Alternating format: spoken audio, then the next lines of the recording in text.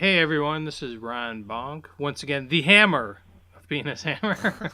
This is Jonathan Straiton. Once again, correction. This is the mighty hammer. No. I guess all the guests we bring on, eventually they will be the penises. The penis hammer. Okay, fair enough. It will hammer away. So yeah, this weekend was the big Scaricon. So you're gonna talk about that, right? No, Scaricon's next weekend, actually. Is it? Okay. Yeah, I lost track because we're doing these out of order. Oh. We're recording these way in advance. No, I'm just kidding. Of course, the past weekend was Scaricon. And it was a fun event, as always. So it didn't run quite as smoothly in points as I'd hoped, but still, overall, it's a pretty fun event with a lot of crazy things going on. What can I tell you about it?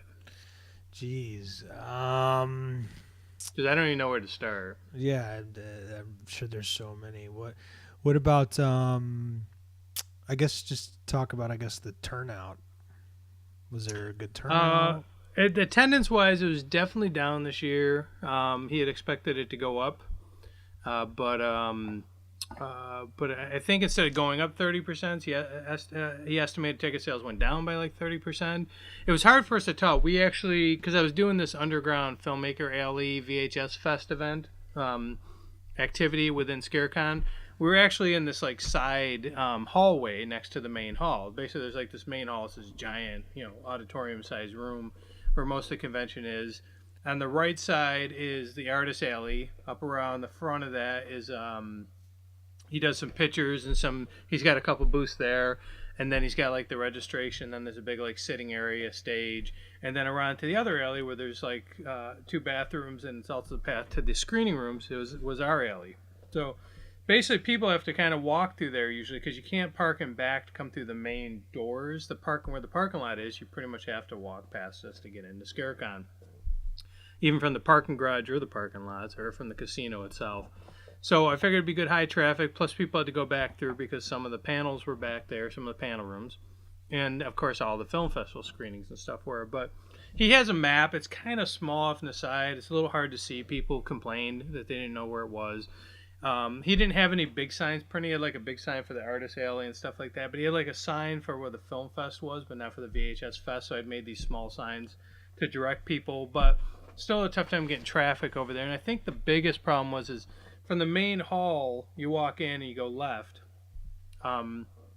There's a double set of doorways that if they were open with like signs, I think people would have filtered out and came to see us more. But instead they had to kind of go out into the lobby. There's only one door open to get into the room all the way to the right. There's a bunch of doors you could exit, but to enter there's one room. So for people, most people would come out that door too and wouldn't really walk around and find us. So we seemed to get overlooked a lot. We wasn't getting a lot of traffic over there. So my sales were down this weekend. Traffic was down. Kind of had mixed results there. I think of the 9-ish booths we had there, I think the majority of them did well or a little bit over broke even. I know the VHS guys who were kind of like at the front of the hall nearest those doors that I'd hope were open, they both seemed pretty happy. I know Todd wasn't really there to sell a ton, and he kind of came in late, and then his luggage got lost. It was just a whole bunch of headaches Friday night. He sold a few things. I don't think he was really there to make money, so I'm not sure he did. Ellie didn't realize she had a booth, so she didn't really sit at the booth that much. She would just show up for the panels, and she came by. She's like, she saw a table label for it. She's like, I had a table? I'm like, yeah, you have a table? So she never came and sat up there. And then it was like me. I had a double table, a lot of stuff set up. Then I had Hugh Gallagher next to me. I ended up giving him 2 tables. He did all right. I think by the final day, he'd made like a small profit, covered all his expenses. And then the last table was from Mark, Polonia, and Brett Kelly.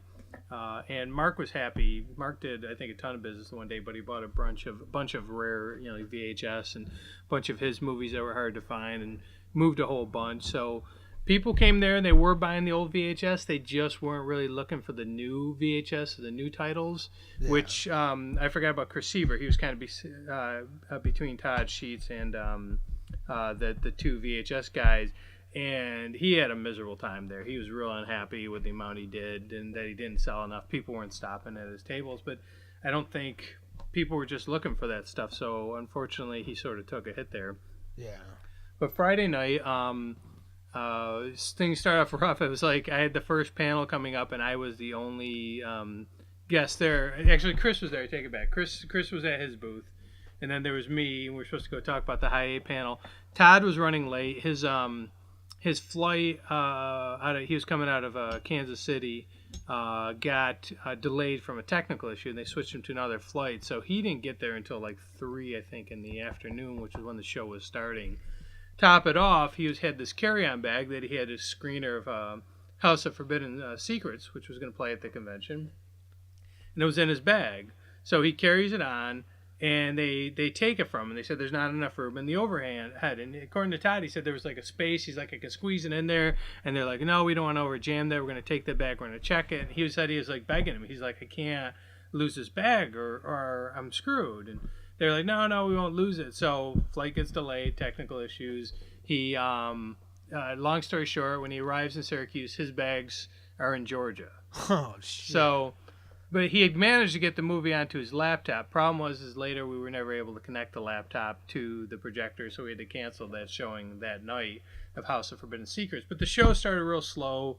Not many people were showing up for the panels or for the showings, and so it wasn't a huge crushing loss.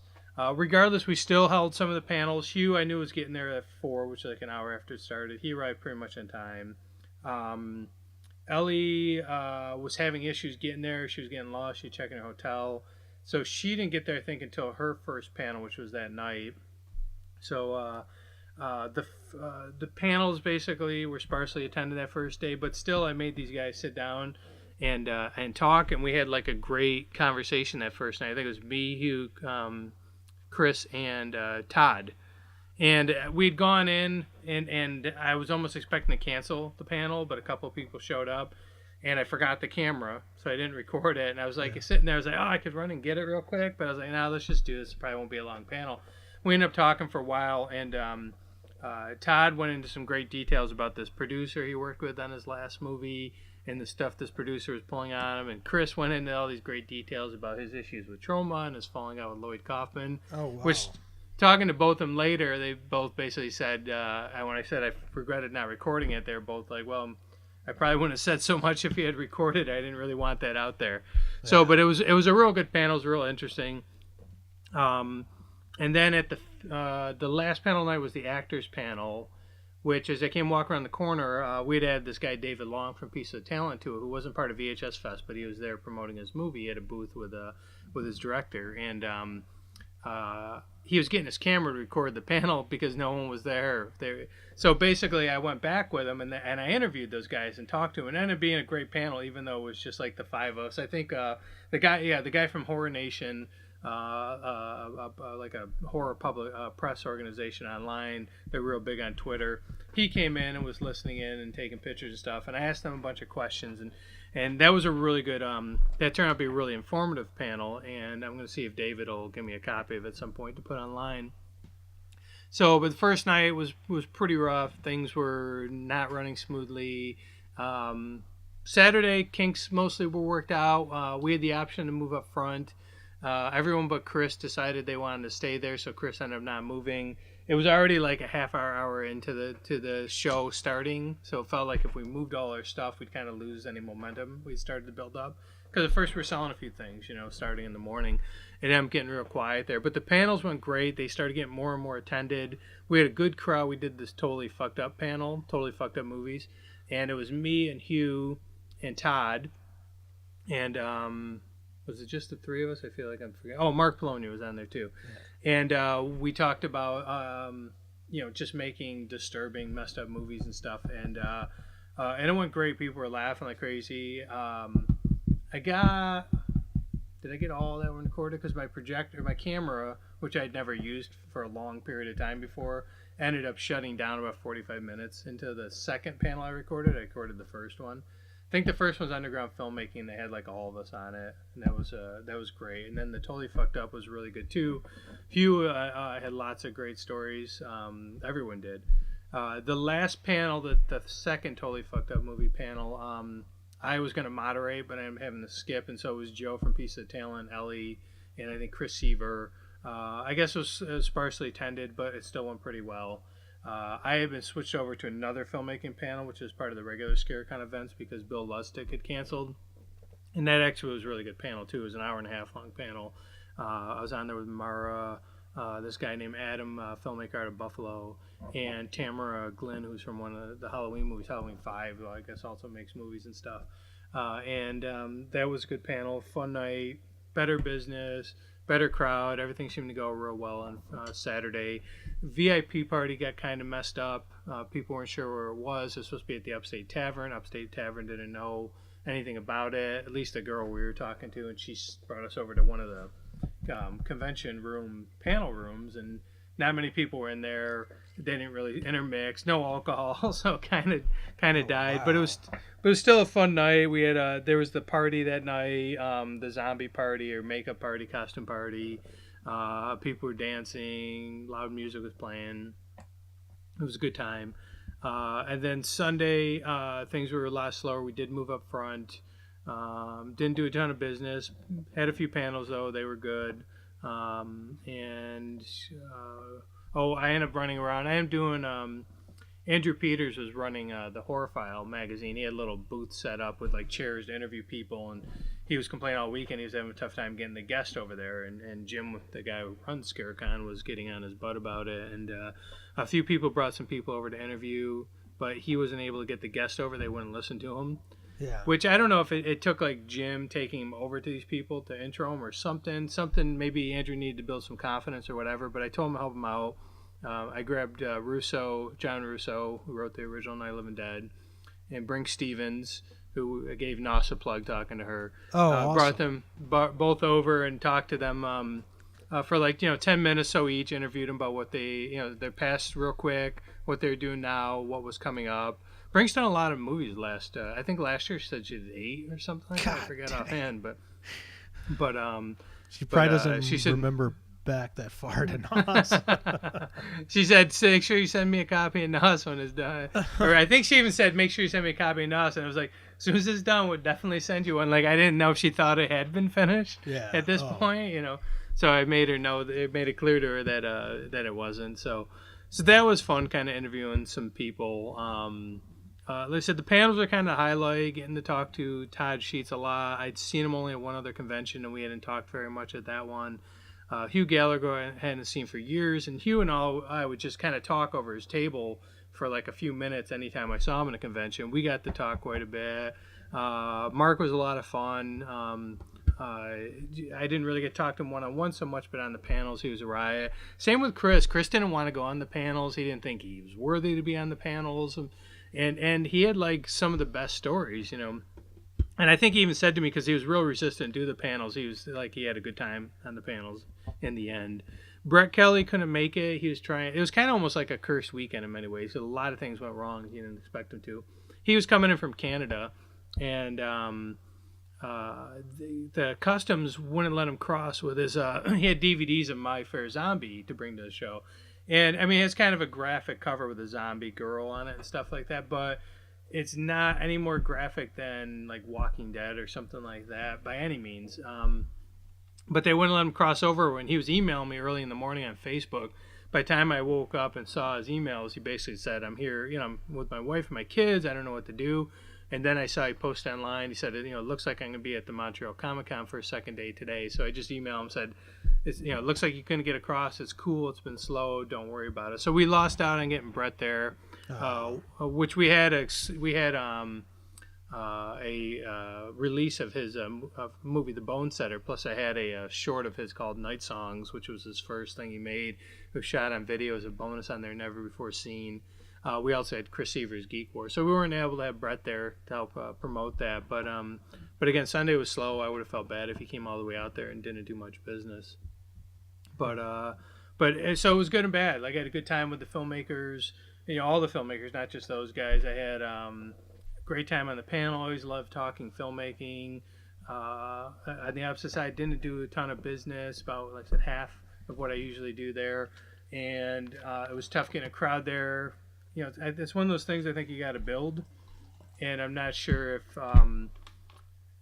if Scarecon's going to want to build it. So next year I might just go in focused on something else. I'd rather just go in there right now as I talk after the event, like doing like interviews and panels and having my booth, and not be running all the film festival stuff and the underground filmmaker stuff. It's very, very taxing. I've never really gotten to fully enjoy Scarecon. I like doing the film festival, but I've been doing it for like 16 years at this point, and it's getting I don't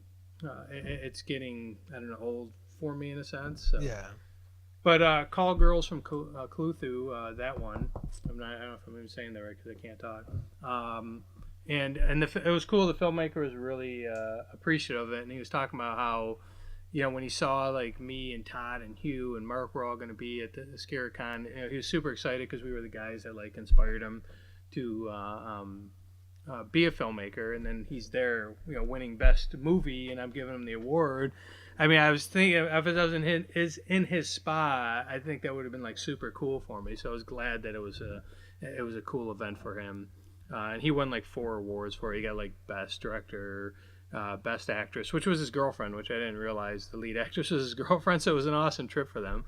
And it won like special effects. It kind of reminded me of, well, this might sound a little wrong, but remember we went to Bare Bones, I won like best director and you won like best actor, and we traveled up there together with Kirk, and it was just like, it was like the best time. We were like celebrating eating after, and they walked away like best movie and best director and best actress, So it was like, it was kind of cool. I was like, yeah, I've been there. I won the awards with my boyfriend. Oh, I know. Good times. What movie did this guy direct? What was the movie? That was the Call Girls from Cthulhu. Oh, okay. I need my mouth, I need to drink so I can say Cthulhu correctly. Well, no, that's cool. That was the big winner. The Complex won for best writing, and Science Team won for best movie. And Michael texted the lead actor, and read like a speech from him off his phone, thanking it. That's cool. It won. He did it movie? Like at the end. It won best actor. Oh, actor. Yeah. Best movie was Call Girls of Cthulhu. Okay. Are you listening? Huh? I said Call Girls of Cthulhu was best movie. Yeah. Are you listening? No, listen to the playback. You said, and Science Team won best movie. That's why I was confused. It won best actor, Jonathan. Okay. You're confused. Now you say that. I said it first time. You did. We'll go to the tape. All right, let's pause to rewind. And this is Penis Hammer checking out. So that was a very, very fast rundown, nonstop 15-minute rundown of Scaregon. Well, so besides Michael, did Drew come out for the Science Team? No, he wasn't there. No, there was a lot of filmmakers there, but he never made it.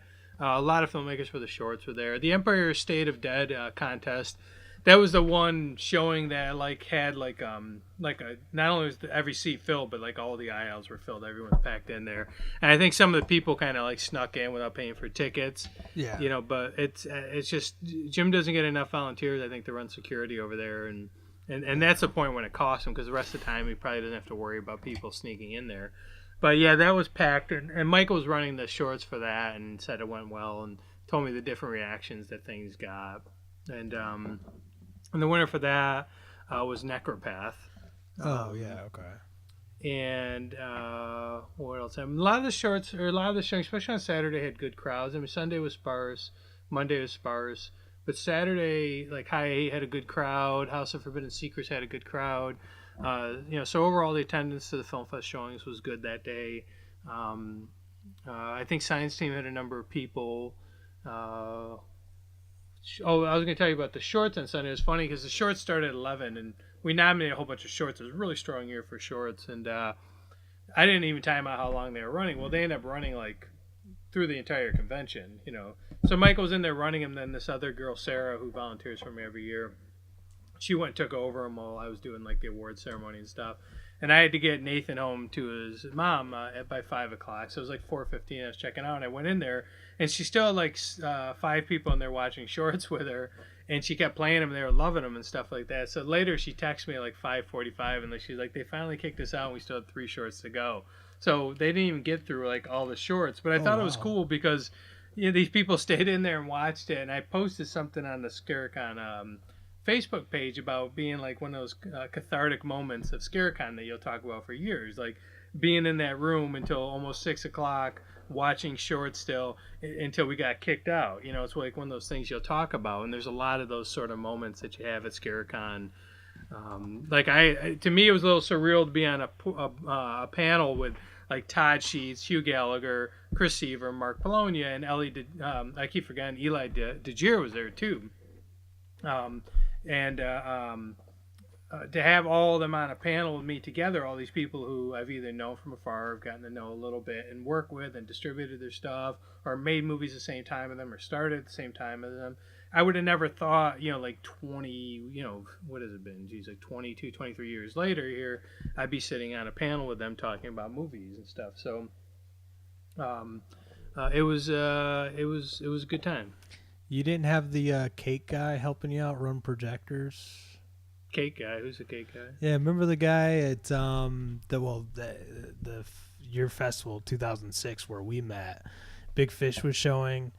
The guy who was running the projection, and he went down. The movie started. He went down to get a big giant piece of cake. Tim Verlito, I think. And he started coming back up the stairs, and I came to him, and the projection started messing. I was like, "Hey, it's messing up." He's like, "What?" He had like chocolate all over his fingers. He was using his elbows to crawl up the rest of the stairs. Gravity was just not in his favor, so he ran over and reset it or something. But it was so funny. He's like, "Oh, you're kidding me." You tell he's like, "Fuck, I wanted to eat this cake. Now I gotta fix this projector." I remember every year it seemed like we'd usually get one movie that would have issues like playing like that. It would start to like stutter or whatever and lock up. We did actually have one. We haven't had one in a few years. I can remember. We had one of the fest shorts wouldn't play at all, and the filmmaker was there and he had another copy, but he didn't even bother to suggest trying it because it was made, either the copy we had was made from it or his copy was made from ours or whatever, but he still should have tried it because you never know, because I guess one of the other shorts didn't play at first for the shorts, but the guy sent multiple copies. Some of the guys sent multiple copies, so I threw them all in there. Well, Sarah tried the very next copy and it worked, so you never know. And I said to the filmmaker, I was like, you should have volunteered it. We should have tried it anyways. But no, Tim was there, but his movie King Lee was playing, so he came, did a little intro for that. I think he did a Q&A after. I wasn't there for it, but he came while his movie played there. So he was there, but no, he hasn't been working for my board for years. We're still friends and everything, but he does his own. I don't know if he has a film festival now or anything like that. He might work with Syracuse International a little bit, but I think he's mainly just focused on filmmaking. Oh, he makes movies? I didn't even know that. Yeah, he didn't direct King Lee, but he wrote it or he co-wrote it. And they had done some shorts prior, which he would act in, like Mexican wrestling, like homages that are pretty funny. His the one he I know he at least co-wrote this one wrestling short, maybe co-directed, but I don't think so. I think he just co-wrote it and starred in it, or co-starred in it. Won 1 year in my festival for best short. So no, he's into filmmaking, which would explain probably why he's interested in film festivals. Yeah. What how was Michael's panel? Michael said it went good. He said it wasn't like a huge attendance, but it went well. So yeah. Wait, you're talking about the acting one? The Friday night acting one, I actually went in there and talked to those guys. Yeah. No, that went well. And we just had the one guy in it. I thought you were talking about another one. I was thinking, didn't he have another one? Oh. Wait, maybe I'm thinking of something else. I think Michael actually only had the one acting panel. Yeah.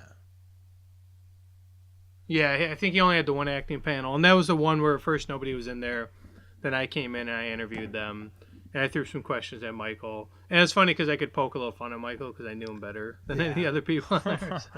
So I could rip at him a little bit. At the same time, ask him a question. But that went well. What were you saying? I'll see. I don't remember it now, but I'll have to see. Like I said, if I can get a copy of that one. It was a good panel. Like David even said to me after, he's like, "You totally saved that panel." But I mean, I don't know what they were gonna do if I hadn't come in. Yeah. Maybe something just goofy that they would have recorded or something. But but I made it into like legit discussion. At the very least, it's recorded. Some people can watch it for information or whatever. Yeah. Do you have any funny Michael stories? Was he quoting movie trivia? I know at one point I ripped on him about his movie trivia, but I can't remember what it was.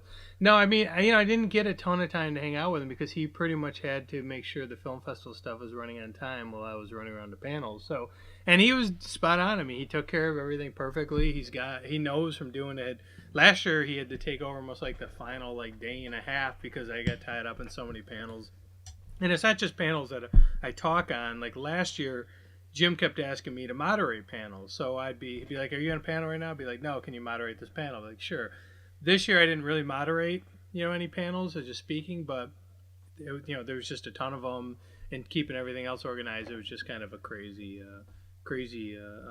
busy weekend. So I didn't get a ton to socialize with him, and he pretty much left right after the show. He stopped and had dinner with those guys, Andrew and that group, and I was going to stay too, but Nathan had a choice. We either stay and eat there, and he'd get a little late to his mom's, or he could go right home and he can get to his mom's on time. So he wanted to go home to his mom. So we skipped that final dinner, which was fine. I was pretty exhausted and ready to go home as it was. So yeah.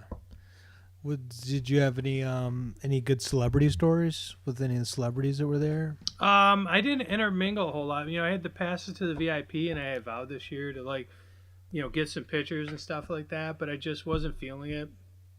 And it was I can't stand when it's super loud in there.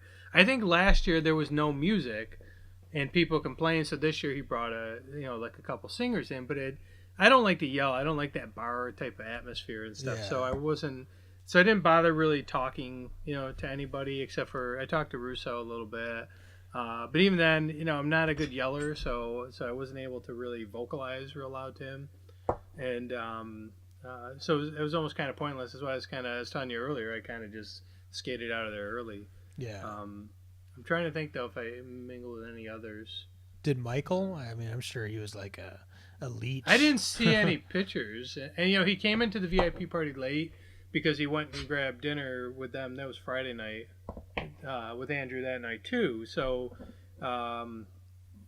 he got there kind of late, and I was pretty much ready to go. And he was, I would have hung out longer if he wanted to, but he didn't mind. So, he didn't care. So we skated out of there. It's kind of tough because they got a lot of people grouping around him, and I'm not much of a fanboy. I can't walk up like Eric Roberts and be like, I'm a big fan of, you in Dark Knight or whatever. Yeah. I was blanking on what other movies Eric Roberts is in, but I've seen him in a billion movies. Yeah. But, I just feel like you sound like an idiot coming up to him and talking to him about that because he hears it all the time. But I'm not going to walk up to him at the same time and pretend he's not like a movie star. Just, hey, what's going on, man? Just hanging out. You know what? I don't know what really to say to these guys. If they were filmmakers and I walked up to them and be like, hey, let's talk about filmmaking, that might be one thing. But I don't know. Like last year, Jan Birch was there, and I think Michael was talking to him first. And because it's hanging out, Michael kind of came into the conversation. And he was real cool and just talking general stuff. We didn't talk about movies or anything, and he he was just drinking. We were drinking. We were all getting drunk, and we're just talking about all sorts of stupid shit. Like nothing has to do with like Hollywood and movies and stuff like that. It was just like hanging out with a regular friend that I would have every day. And that was a good time. But I didn't really stick around. It's tough. I had Nathan again this year. I didn't want to give up the weekend for him, so I pretty much took him for the whole weekend. And I really need a Scaricon where I don't have him for a whole weekend. Yeah. Like it's always scheduled a weekend. I have Nathan. Always has been, and except maybe the first one. And so I've never really been able to take advantage of just really going late night partying, except for one night last year, and that was just a wild, crazy, memorable night. So. Maybe next year. I know he announced the dates, but I haven't gone ahead to see if it's going to line up with Nathan or not. So I love taking Nathan there and stuff. He was actually really good, even though he had got stuck behind the table a lot, just watching the table. Yeah. But he just was playing on the iPad and the Kindle and stuff. And I took him for a walk, and I bought him some monsters from Pacific Rim. Oh, the monster cool. and a couple the Jaegers, and he was playing with them and had a good time. And he knew I didn't make a lot of money, so he felt real bad about it. And he kept trying to talk me out of buying them for him, but I knew he wanted them. So I bought him for him anyway. He's like, "Nate, don't worry about it." I go, "You never ask for anything at the conventions anymore." He doesn't really have many things he wants for Christmas anymore. I haven't really bought him anything, so I was happy to do it and stuff. And I like him to come and see and be around the celebrities, and he gets a kick out of that when I point him out and stuff. A lot of celebrities he didn't know, though. Yeah.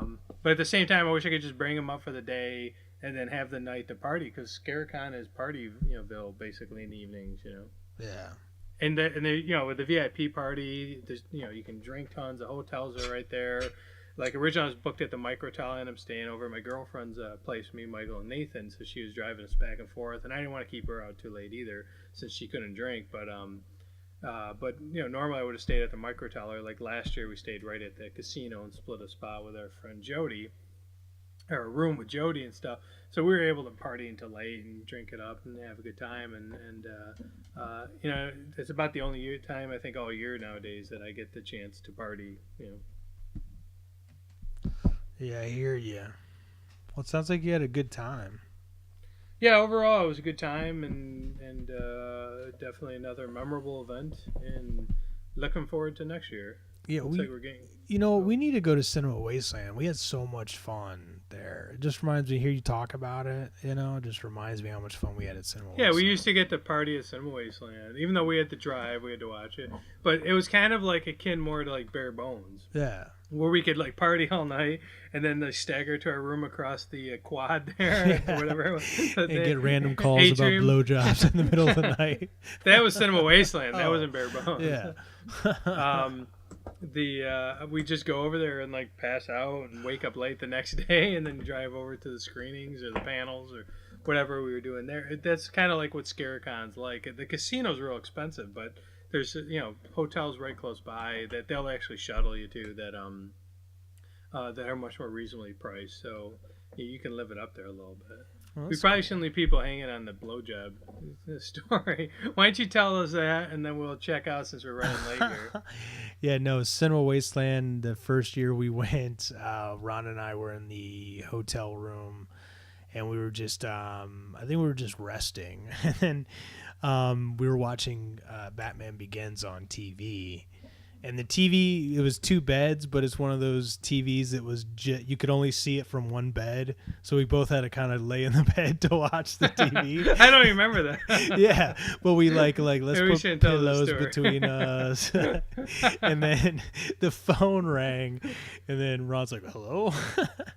And then he's like, "No, we're okay."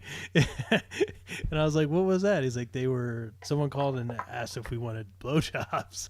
And I was like, "And you told him no?" But as I told you, it was like a guy's voice. It sounded like a cross-dresser or like a tranny or something. I was like, "You guys want blowjobs?" I was like, "We're all set." And it didn't even strike me for a second to like laugh about it. Like, who's this? Like, "You want blowjobs?" And I was like watching Batman Begins. Who's that? It was just someone wanted to give us blowjobs. Funny thing is, I think we both fell asleep in that bed. So the other bed. I don't even remember that either. Maybe someone's peeking through the curtain. Like 2 guys, 1 bed. Batman Begins on TV. They must want to be gay. These guys are gay. They want a tranny. Good time. Yeah, that was definitely random, and I'm still amazed. Like I said, it didn't strike me as bizarre at that moment, but oh well. We're at way past the 30-minute mark here. It looks like, so better check out. This is Ron Bonk, and this is Jonathan Straiton. Peace out. Peace. Click. If you enjoyed this show, please leave us a like below. Your likes are deeply appreciated. Also, check out the audio-only version of this show and bonus podcasts at www.talesfromtheset.com. Also, don't forget to follow the Sub Rosa Network here on YouTube and at www.facebook.com/Sub Rosa Network. Peace out.